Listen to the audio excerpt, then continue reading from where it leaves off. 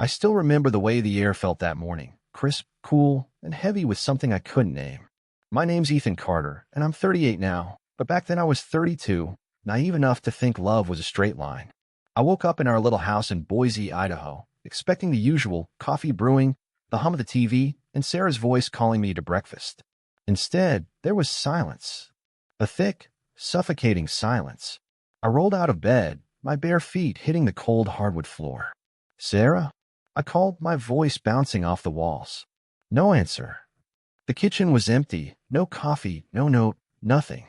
My stomach twisted. Something was wrong. I checked my phone, no messages. Then I saw it, the half-open closet in our bedroom.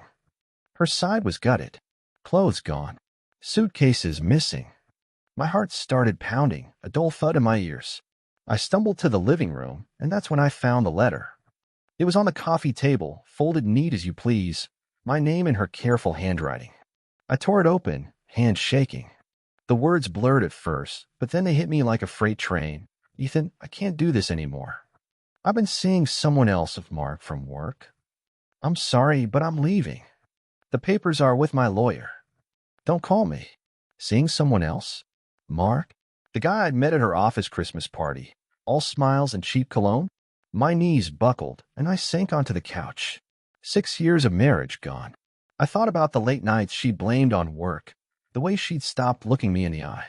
How long had it been going on? How blind had I been? I sat there for hours, rereading that letter until the words burned into my skull. Then I noticed the bank app on my phone lighting up with alerts. I logged in, and my breath caught. Our joint account was drained. 10 grand, every penny we'd saved for a house gone. She'd taken it all. I called her, of course I did, but it went straight to voicemail. Her lawyer picked up when I tried the office number, voice clipped and cold. "Mr. Carter, she's filing for divorce. Accept it and move on. Move on." She'd ripped my life apart, taken everything. My trust, my money, my future. And I was supposed to just move on? That night, I sat in the dark, the house echoing with emptiness, and I swore I'd never let anyone hurt me like that again. I thought I'd learned my lesson.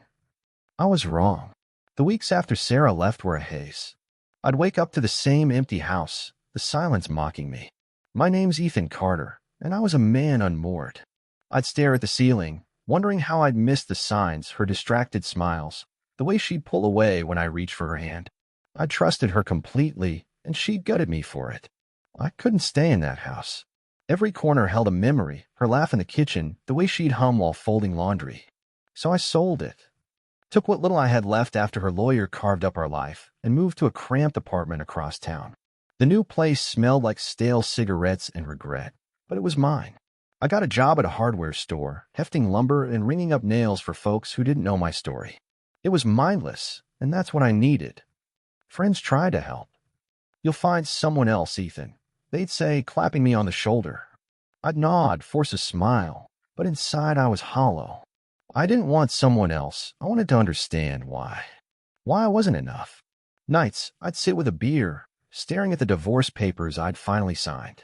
She got the money, the car, even the damn dog we'd adopted together. I got freedom, they said. Felt more like a life sentence. But time does its work, doesn't it? Months turned into a year, then 2. The ache dulled, replaced by a kind of wary calm. I started running, 5 miles every morning before work, the rhythm of my feet pounding out the anger. I grew a beard, let my hair get shaggy. People said I looked different, tougher. Maybe I was. I told myself I'd never trust like that again, never let anyone close enough to hurt me. I thought I'd build a wall no one could climb. Then I met Rachel. It was at the store. Her cart had a busted wheel, and I helped her wrestle it to the checkout. She had dark hair that fell in waves, green eyes that caught the light, and a laugh that hit me like a jolt. "Thanks, stranger," she said, grinning. I mumbled something back, my throat tight. She came in again the next week, then the next. One day she asked me out for coffee. I said yes before I could stop myself. Coffee turned into dinners, then long walks by the river. Rachel was different, warm, steady, real. She'd been through her own mess, a bad breakup years back, and she got it, the way hurt lingers. I told her about Sarah, the betrayal, the emptiness. She listened, didn't judge. For the first time in years, I felt seen. I started to believe maybe, just maybe, I could have something good again. I'm Ethan Carter, and I thought I'd buried the past. 2 years after Sarah walked out, I was still picking up the pieces when Rachel came into my life. But before I tell you about that, about the hope she brought, I need to go back. Back to the day I found out just how deep Sarah's betrayal ran.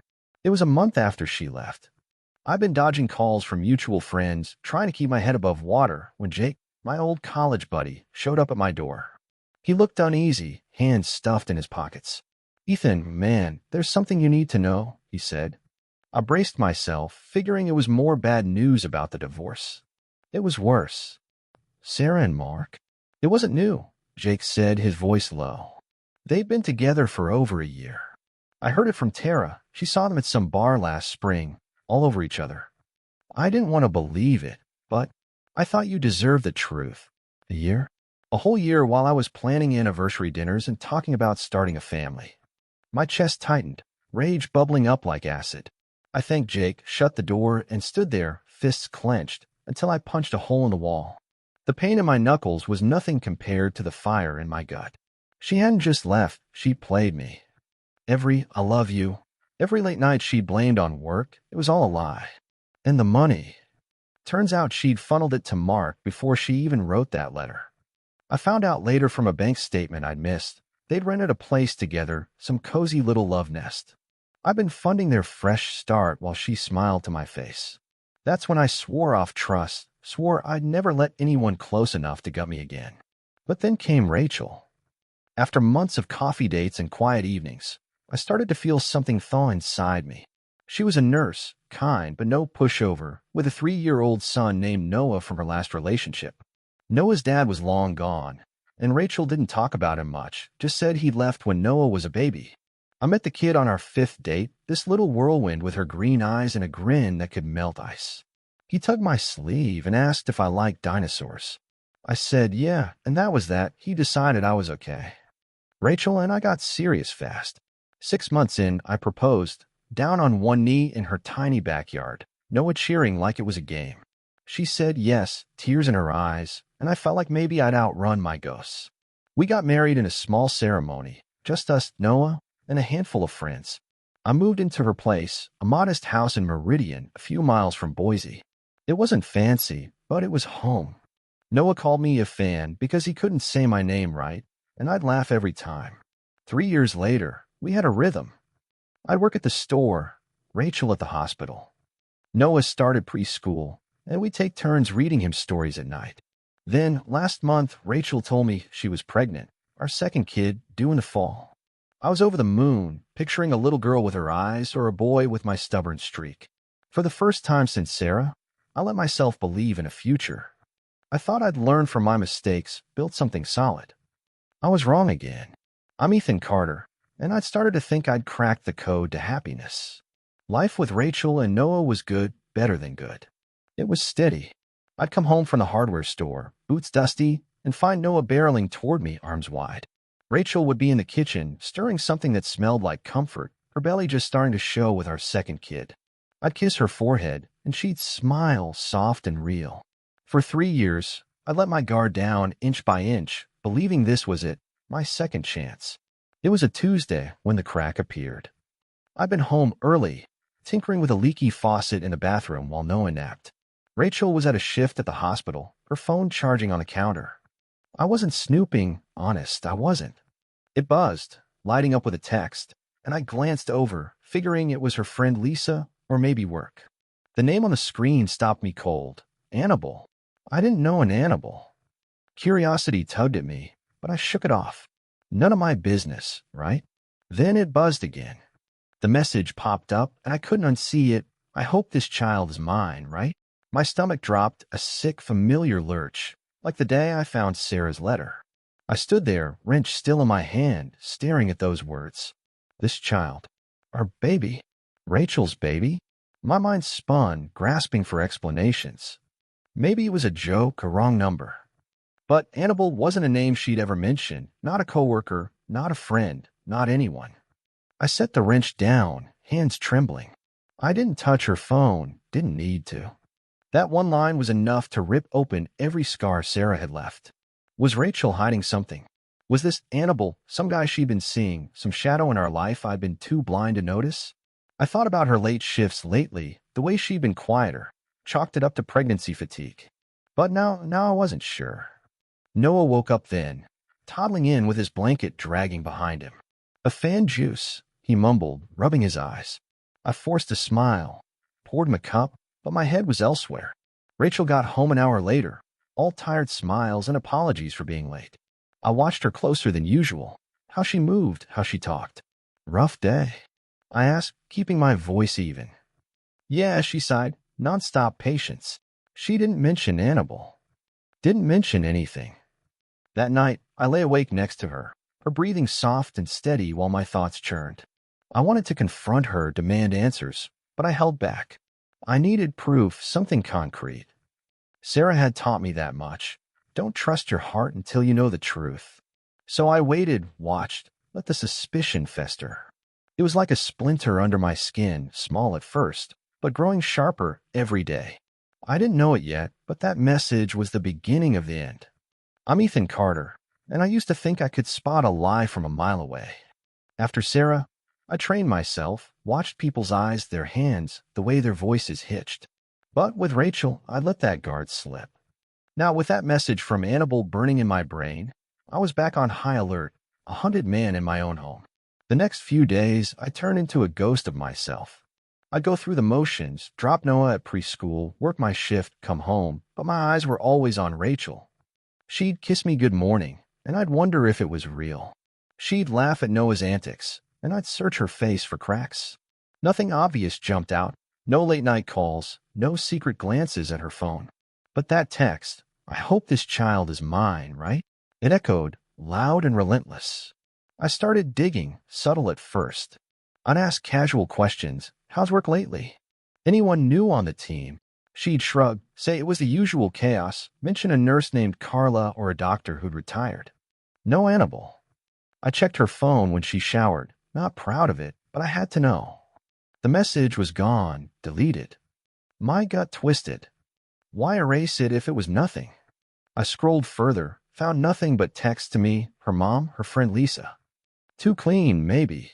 Friday night, she caught me off guard.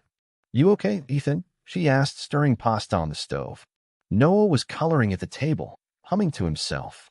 I froze, mid-sip of my beer. Yeah, why? I said too quick. She tilted her head, eyes narrowing. You've been quiet. Distant. I forced a laugh, said work was wearing me out. She nodded, but I saw the flicker in her expression, doubt maybe, or guilt. That weekend, I took Noah to the park, gave myself space to think. He ran ahead, chasing pigeons, while I sat on a bench, replaying every moment of the last few months. Rachel's late shifts had picked up around the time she got pregnant. Coincidence, I thought. She'd been tired, sure, but happy. Or so I believed. Now every memory felt suspect. Who was Annabelle? A coworker? A lover? A man hiding behind a woman's name? The not knowing gnawed at me, sharper than Sarah's betrayal ever had. I decided then I'd find out. Monday, I called in sick to work, waited till Rachel left for her shift. I kissed her goodbye, watched her drive off, then turned the house upside down. Nothing, no letters, no hidden phone, no clues. Her laptop was password locked, and I didn't know where to start guessing. Frustration clawed at me, but I wasn't done. I'd follow her, I thought. Tomorrow, I'd tail her from the hospital, see where she went, who she met. I needed the truth, no matter how ugly. Noah tugged my sleeve then, holding up a stick. Look, a fan. Sword. I smiled, ruffled his hair, but inside I was hardening. If Rachel was playing me, if this baby wasn't mine, I wouldn't just walk away like last time. Sarah had taken everything and left me broken. This time I'd fight back. Coldly. Ruthlessly. I didn't know how yet, but I felt it building, a dark promise in my bones. I'm Ethan Carter, and I become a man obsessed. That message from Annabelle had cracked something loose inside me, and now I was chasing shadows, determined to catch Rachel in whatever lie she might be hiding. I couldn't sleep, couldn't eat, not properly, anyway. Every time I looked at her, smiling over breakfast or rubbing her growing belly, I saw Sarah's ghost smirking behind her. Tuesday morning, I put my plan in motion. I told Rachel I'd be late at the store. Inventory, I said.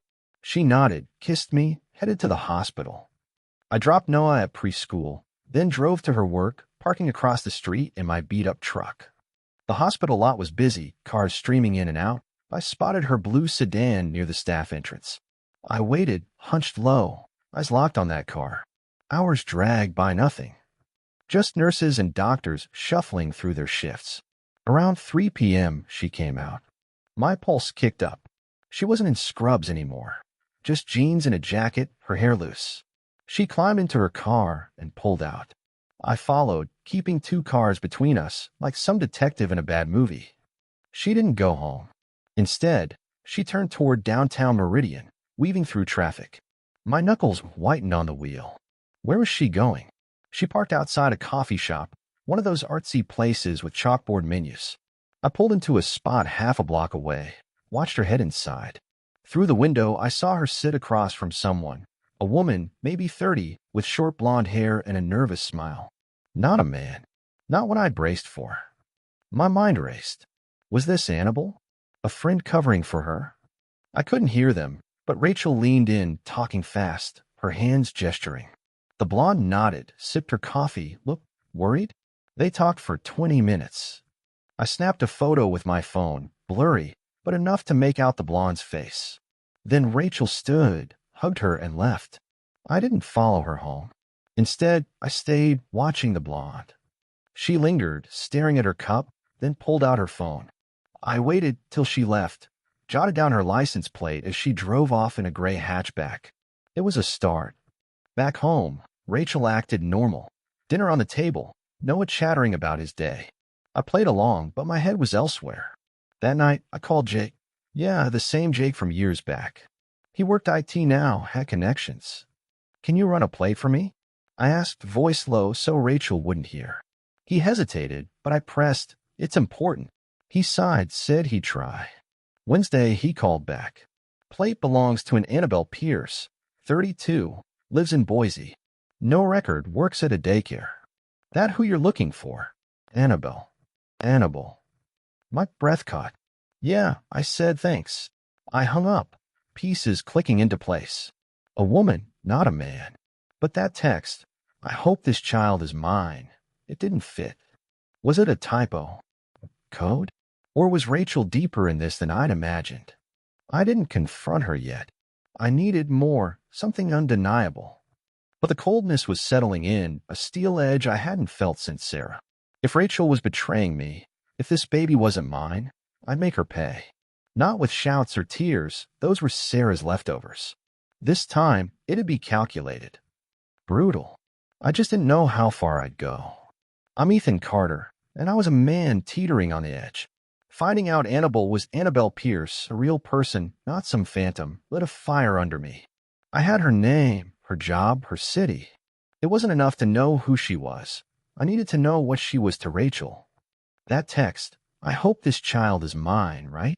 It haunted me, twisted every happy moment I'd built with Rachel into something fragile, ready to shatter. Thursday, I called in sick again. Rachel raised an eyebrow, but didn't push. Get some rest, she said, kissing my cheek before leaving for work. I nodded, waited till she was gone, then drove to Boise. Annabelle worked at a daycare. Little Sprouts, the web said.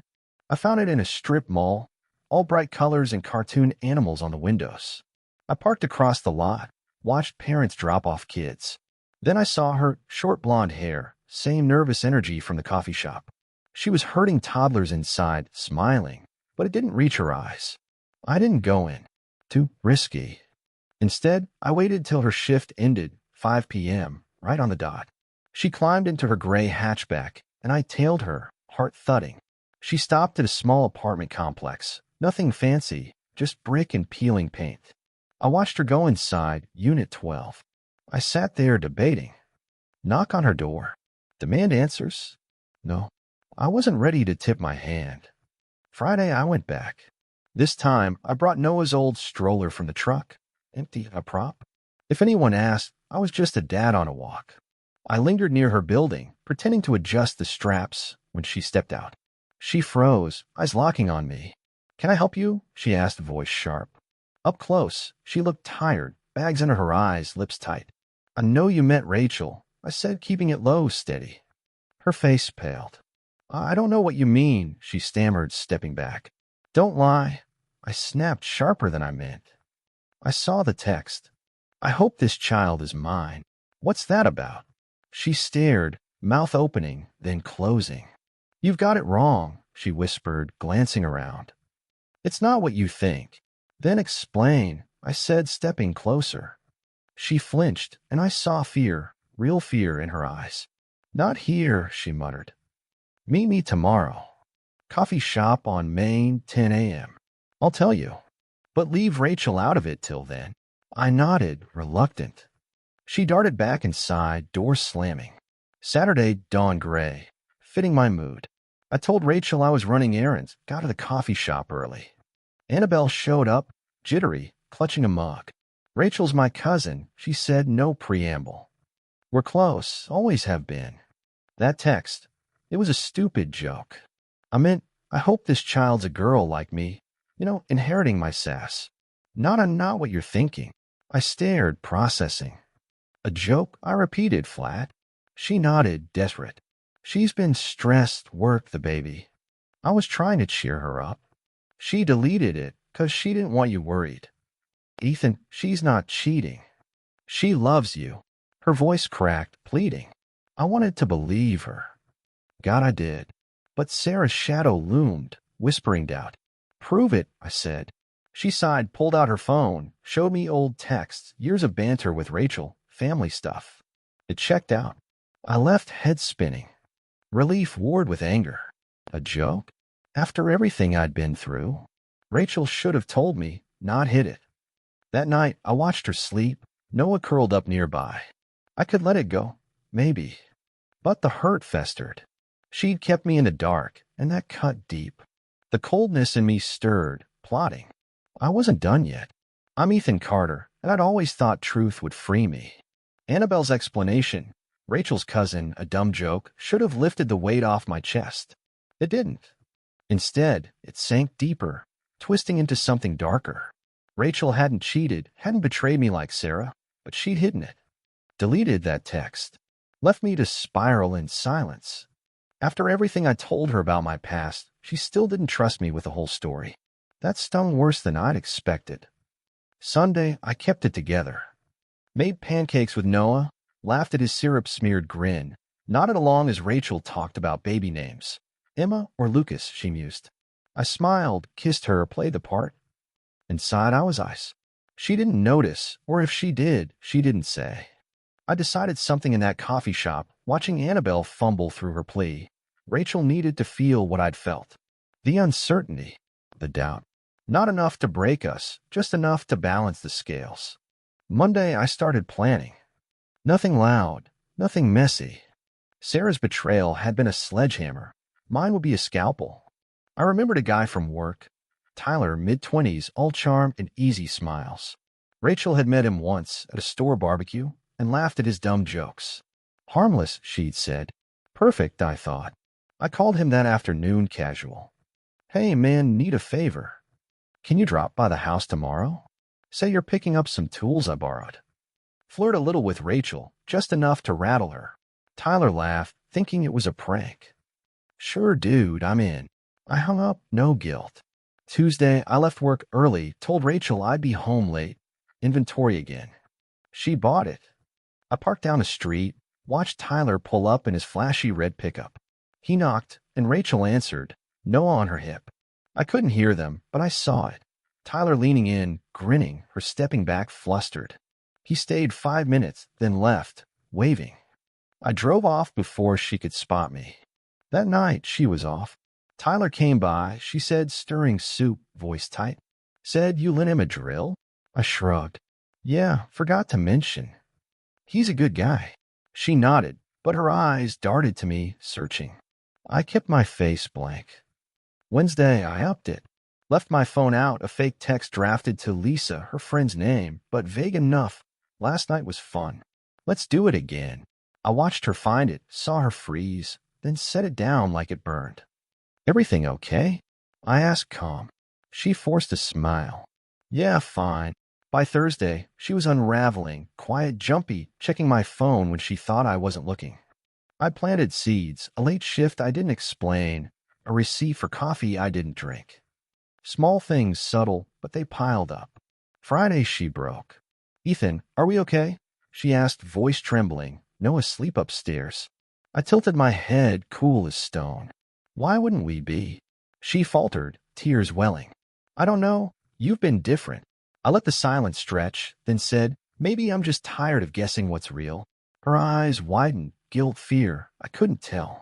She reached for me, but I stepped back. I saw a text a while back. I said low. Annabelle. You didn't tell me. Her face crumpled. It was nothing, my cousin, I swear. I didn't want you to worry. I nodded slow. Yeah, I worried anyway. She cried then, apologies spilling out, but I was past hearing.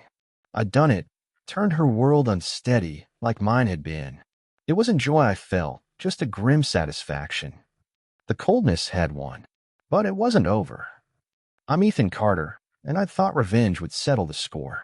Watching Rachel unravel, her tears, her shaky voice, should have felt like justice after that hidden text, after the doubt she'd let fester in me. It didn't. It left me hollow, standing in our kitchen that Friday night, her sobbing across from me while Noah slept upstairs. I turned the tables, made her feel the sting of uncertainty, but the coldness in me didn't thaw. It grew. Saturday, she tried to fix it. She was up early, making coffee, her eyes red but determined. Ethan, I messed up, she said, setting a mug in front of me. I should have told you about Annabelle, about the text. I was scared you'd overthink it after Sarah. I just wanted to protect you. Her voice broke, and she grabbed my hand. I pulled back, slow, deliberate. Protect me, I said, voice flat. You left me blind. Again. She flinched, like I'd slapped her. It's not the same, she whispered. I'm not her. I stared at her, her swollen belly, our life together, and part of me wanted to believe it. But the part I'd let loose, the part that had schemed and planted those doubts, wouldn't let go. Maybe not, I said, but I can't trust what I don't know. I walked out, left her standing there, coffee cooling on the table. The weekend was a standoff. We moved around each other like strangers, Noah the only glue holding us civil. He'd tug my sleeve, oblivious, asking for stories, and I'd read to him, voice mechanical. Rachel watched silent, her face a mix of hurt and fear. I didn't soften. I couldn't. Sunday night, she tried again. What do you want from me? She asked, desperate. I'll do anything. I looked at her cold. I wanted honesty. Too late now. Monday, I took it further. Called Tyler again, told him to text me, something vague, flirty, enough to keep her spinning. He did. Hey man, your wife's a catch. Don't let her slip. I left my phone out, waited. Rachel saw it, went pale, didn't say a word. I watched her doubt herself, question me, and I felt it, power, yes, but also a sick twist in my gut. This wasn't Sarah-level betrayal, but I'd made it my war anyway. By Tuesday, she was a wreck, barely eating, jumping at every noise. I didn't stop. I'd come home late. No explanation, let her stew. Wednesday, she confronted me, voice raw. Are you seeing someone? Just tell me. I leaned back, calm, cruel. Why? You didn't tell me about Annabelle. She broke down, sobbing. It was a mistake. I'm not hiding anything now. I shrugged. Guess I'll never know. That night, she slept on the couch, Noah curled beside her. I stood in the doorway watching them, my family, my second chance, and felt nothing but ice. I wanted her to hurt like I had, and she did. But it hadn't fixed me. It had turned me into something worse, someone Sarah's betrayal had forged, and Rachel's secrecy had unleashed. I wasn't done punishing her, but I was starting to see I was punishing myself too.